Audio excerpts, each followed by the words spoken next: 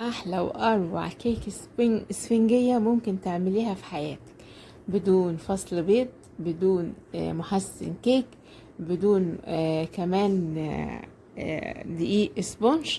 وهنعمل اروع تورتاية سهلة وبسيطة واقتصادية جدا جدا جدا، وهتاكلي حاجة طعمها جميل ولذيذ وفي منتهى الفخامة والجمال، مع انها بسيطة جدا جدا ومش مكلفة خالص.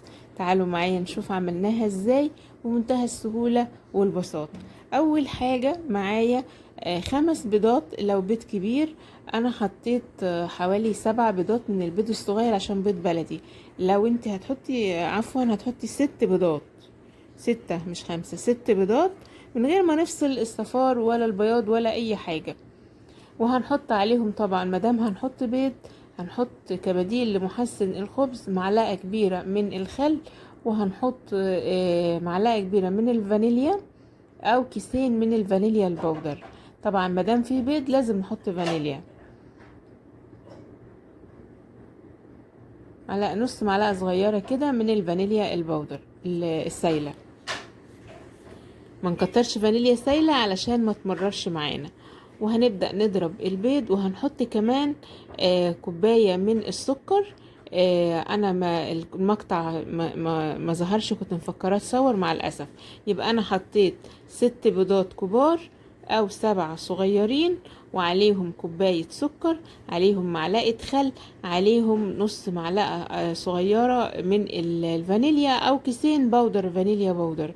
وهنضربه في مضرب البيض، او ممكن لو ما عندكيش مضرب بيض تضربي في الخلاط لحد ما يديكي قوام الفوم ده، اللي هو قوام ثابت، يعني تلاقي القوام معلم زي ما انت شايفة كده.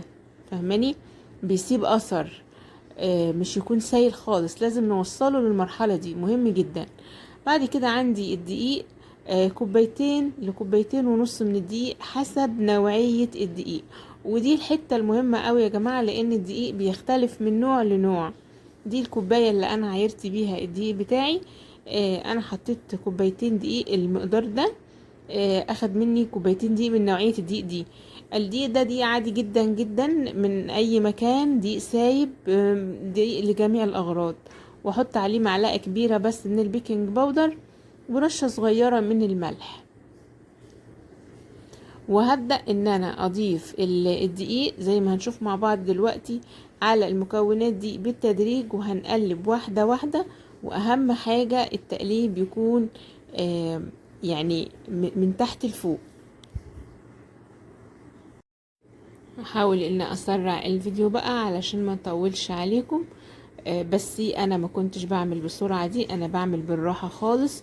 بضيف الدقيق شوية بشوية. طبعا الدقيق منخول مرة واتنين. كل ما هتنخلي الدقيق اكتر كل ما هيديكي نتيجة احسن، وهيكون الكيك معانا منفوش وجميل جدا. الكيكة الاسفنجية هتبقى معاكي رائعة جدا جدا، وهشة وممتازة واحسن من بتاعة بره. انا معرفش بصراحة اللي بره دي بيكونوا حاطين فيها ايه، بيكون طعمها غريب جدا وفيها دهون غريبة، ما تعرفيش كده. بيبقى بصراحة اللي بياكل حاجة من ايده بيبقى حاسس انها غير اللي بتبقى جاية من بره. هنحط كمية الدقيق لحد ما احصل على القوام المناسب. مش لازم احط كمية الدقيق كلها، لان الدقيق بيختلف من دقيق لدقيق. ودي الحتة اللي بتفرق، اللي بتسبب نجاح الاسبونش يا جماعة. لان الناس بتحط المقدار ايا كان نوع الدقيق، لا انت تحطي لحد ما توصلي لقوام الكيك المظبوط وتستكفي على كده. بعد كده انا عندي صينيه مجهزاها عشان الجو حر وحطها في التلاجة. كنت دهناها بسمنه ورشها برش دقيق ومنفضاها كويس.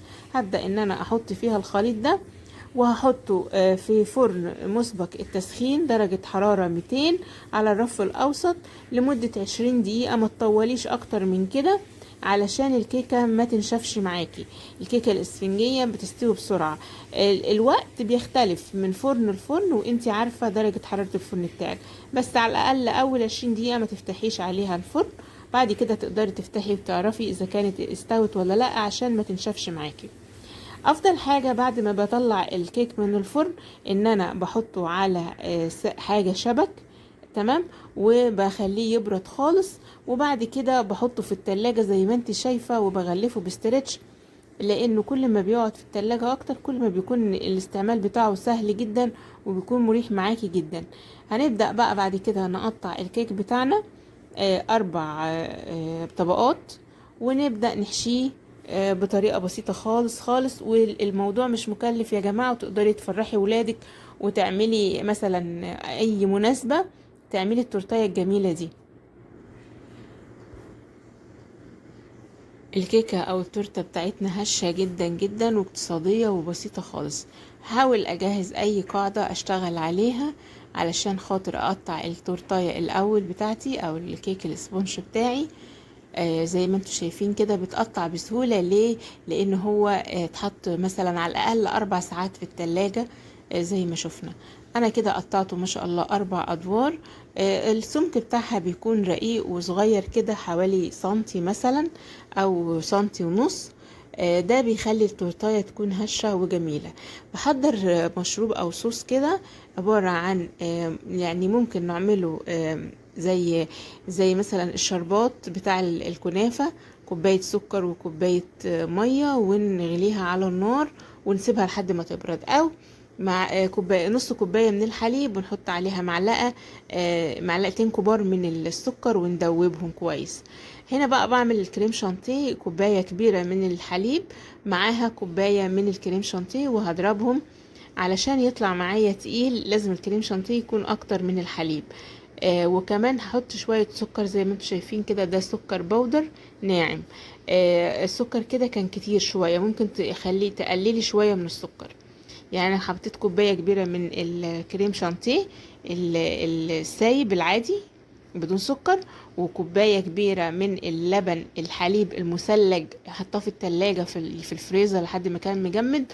وبعد كده ممكن تحطي نص كوباية او كوباية الا ربع من السكر المطحون، ونضربهم مع بعض زي ما انتم شايفين، وهنحطهم في التلاجة بقى على بال ما نجهز المكان اللي احنا هنظبط فيه التورتايه. امكانيات بسيطه خالص خالص من بيتك، من غير ما تشتري، بس من غير ما تشتري ادوات. بس عشان تاخدي نتيجه حلوه لازم يكون عندك الادوات بتاعه التورته.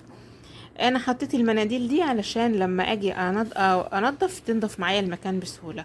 وبنبدا زي ما احنا شايفين بنحط طبقات الكريم شانتيه. حابه تحطي اي فاكهه في النص مفيش اي مشكله، اي حشوه موجوده عندك مفيش اي مشكله. ونبدا نزين التورتايه بتاعتنا بالطريقه اللي تعجبنا وبالامكانيات المتاحه عندنا. انا عملتها واكتفيت بالكريز وبشرت شويه شوكولاته، كنت مجهزه شوكولاته والله علشان اعمل صوص كده واشكلها حلو، بس حصلت ظروف عندي ومعرفتش ان انا اسيح الشوكولاته خالص، فاكتفيت بالموضوع دوت. دي كيكه المستعجلين يا جماعه، وكيكه الناس اللي عندهم ظروف صعبه شويه. فما شاء الله تقدري تعملي تورتايه بمنتهى البساطة، مش هتاخد معاكي وقت ولا تكلفة خالص، بربع التمن ما هتشتريها من بره، وفي نفس الوقت طعمها لذيذ جدا جدا. جربيها وهتدعيلي.